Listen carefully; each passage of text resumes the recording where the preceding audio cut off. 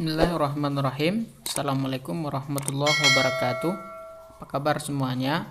Pada kesempatan ini kita kembali bertemu dalam mata kuliah ilmu tafsir. Nah, pada kesempatan ini kita akan membicarakan materi tentang tarjamah Al-Quran. Upaya penerjemahan Al-Quran bukanlah hal yang baru.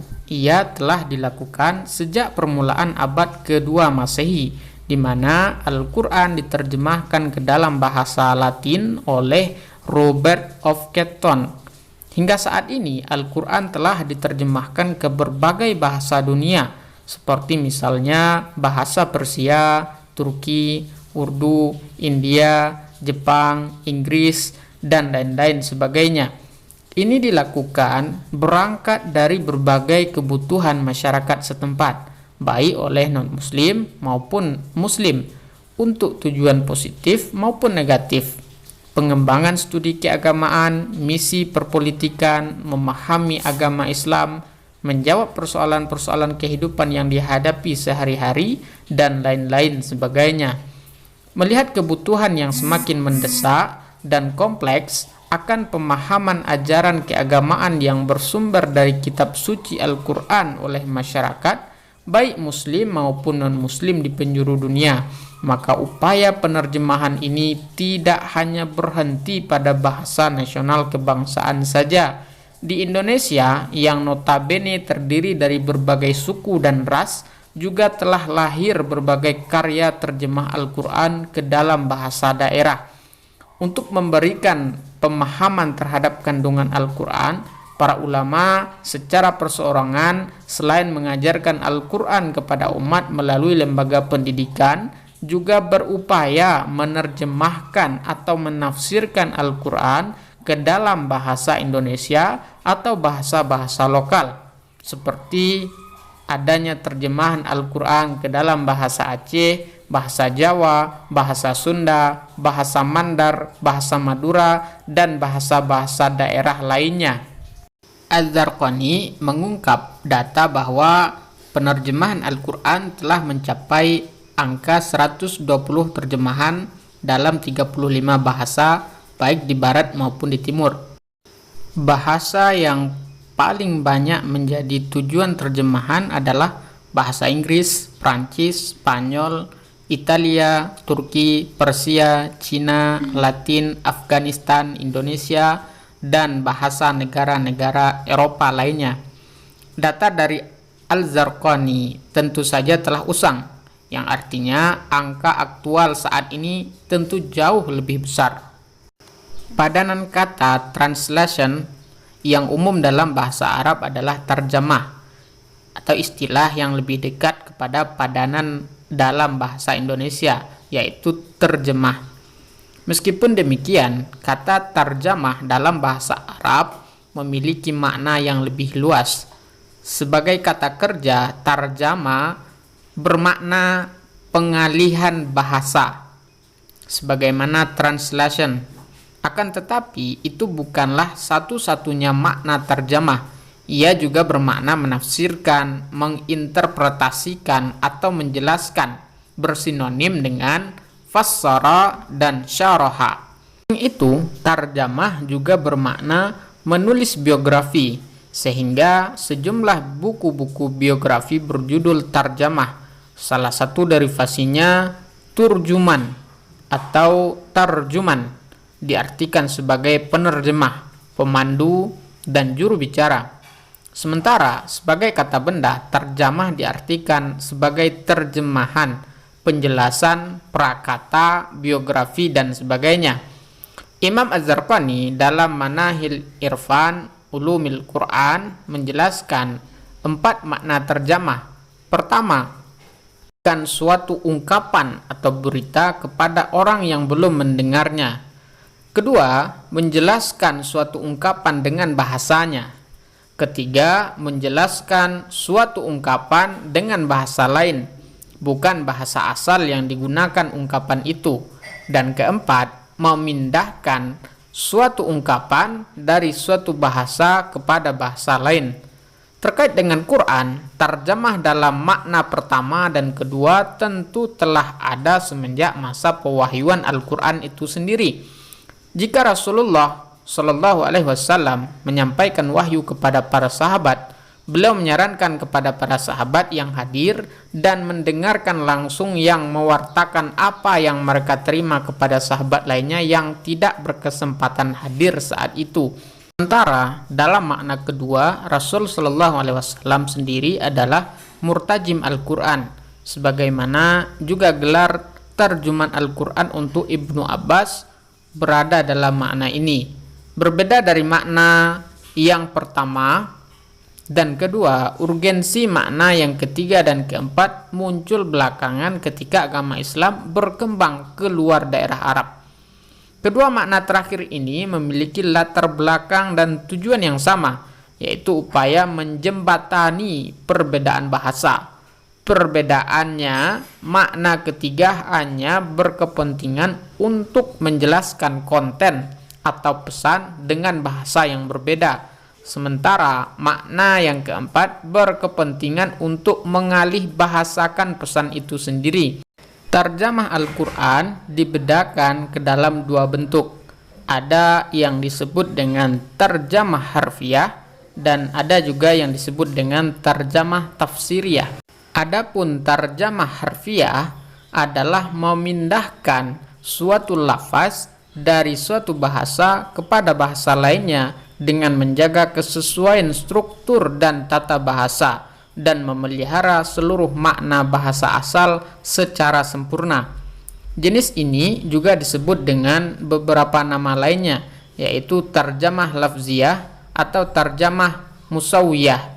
Adapun tarjamah tafsiriyah adalah menjelaskan makna kalimat dengan bahasa lain tanpa terikat kepada kaidah-kaidah atau struktur bahasa asal. Tarjamah jenis ini tidak mengabaikan penjagaan kaidah dan struktur bahasa asal selama penerjemah sanggup mengungkap makna dari teks yang diterjemahkan. Mana'ul Qatan sebetulnya mempunyai 3 klasifikasi, yaitu tarjamah harfiah pada kelompok pertama dan perbedaan antara maknawiyah dan tafsiriyah pada kelompok kedua dan ketiga. Tarjamah harfiah adalah memindahkan suatu lafaz dari suatu bahasa kepada tujuan dengan menjaga kesesuaian struktur bahasa asal. Menurutnya, terjemahan harfiah tidak mungkin dilakukan karena setiap bahasa memiliki ciri khas, karakter tersendiri yang membedakannya dengan bahasa lain. Sebagaimana bahasa Ajam juga memiliki struktur yang tidak dimiliki oleh bahasa Arab. Adapun hukumnya bagi Mana'ul Qatan adalah haram dalam artian bahwa sebuah terjemahan dari kata tertentu dalam Al-Quran tidak boleh dianggap sebagai Al-Quran.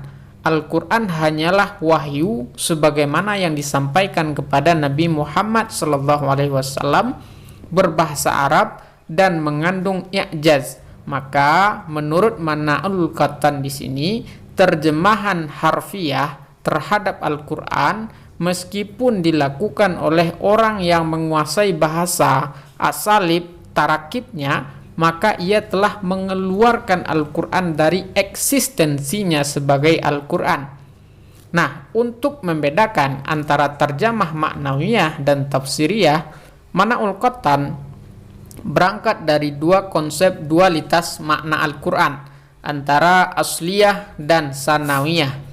Makna asliyah adalah makna literal. Makna ini bisa diketahui secara global oleh orang-orang yang mengetahui tujuan makna suatu kata dan strukturnya.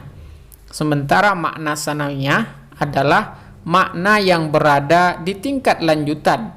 Makna ini berada di sisi khawas al-nazam Al-Quran yang menjadikannya superior dan mengandung mukjizat. Untuk mengakses makna ini dibutuhkan kepakaran tentang bahasa Arab, asbabun nuzul, qawaidut tafsir, di samping sejumlah perangkat keilmuan lainnya. Menurut Mana'ul Qatan, menerjemahkan makna sanawiyah bukanlah perkara sederhana, selain karena problem kekhususan masing-masing bahasa antara bahasa Arab dan bahasa Ajam, juga karena kedalaman makna bahasa Al-Quran.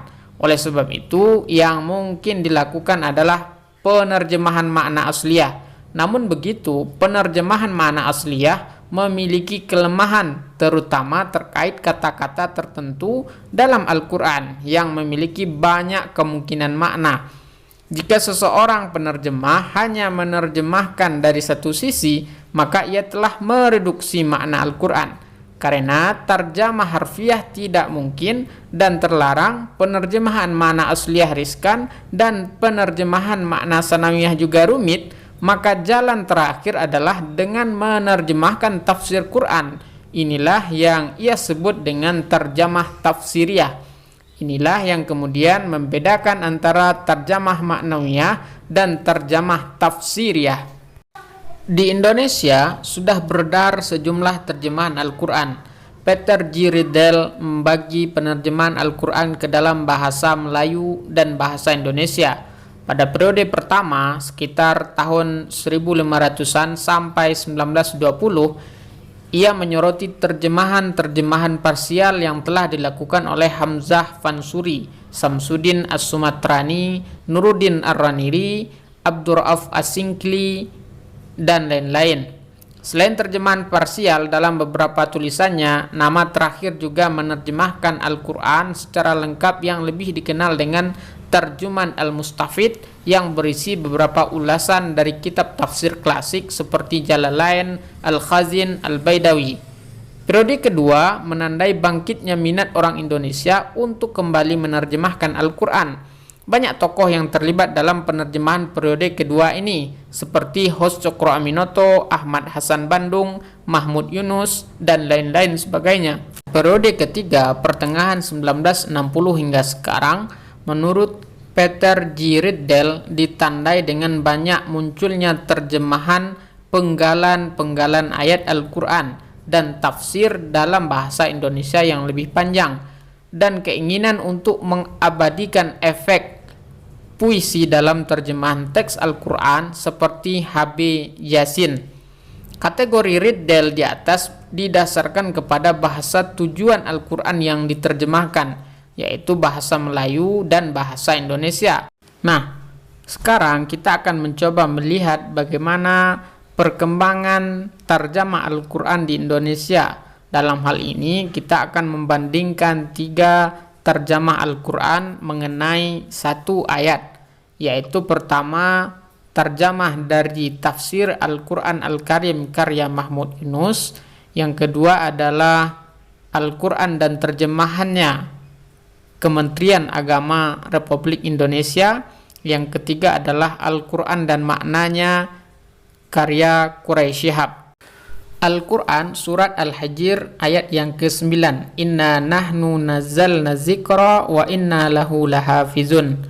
Sekarang kita lihat bagaimana terjemahannya menurut tafsir Al-Quran Al-Karim karya Mahmud Yunus, bahwa dalam hal ini Mahmud Yunus menerjemahkan dengan sesungguhnya telah kami turunkan peringatan atau Al-Quran dan sesungguhnya kami memeliharanya. Kemudian dalam terjemahan Al-Quran dan terjemahannya Kementerian Agama disebutkan terjemahnya adalah sesungguhnya kamilah yang menurunkan Al-Quran dan sesungguhnya kami benar-benar memeliharanya. Dan sedangkan menurut Quraisy Shihab dalam bukunya Al-Quran dan maknanya, dia menerjemahkan ayat ini dengan sesungguhnya kami yang menurunkan Az-Zikru atau Al-Quran dan sesungguhnya kami baginya adalah benar-benar para pemelihara atau keaslian dan kekekalannya. Sebagaimana contoh di atas, penerjemahan pada ayat ini berusaha menerjemahkan ayat sedekat mungkin dengan makna literalnya. Akan tetapi kita melihat sikap yang berbeda terhadap kata Az-Zikru. Mahmud Yunus menerjemahkannya dengan kata peringatan dilengkapi dengan penjelasan tambahan di dalam kurung berisi Al-Quran.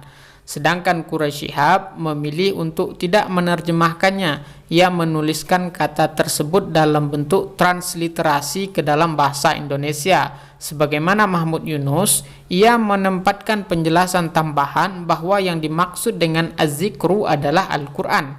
Adapun Al-Quran dan terjemahan Kementerian Agama secara langsung menerjemahkan az-zikru dengan Al-Quran.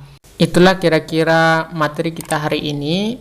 Semoga bisa bermanfaat dan menambah pemahamannya tentang materi ilmu tafsir. Saya akhiri dengan alhamdulillahirabbil alamin. Assalamualaikum warahmatullahi wabarakatuh.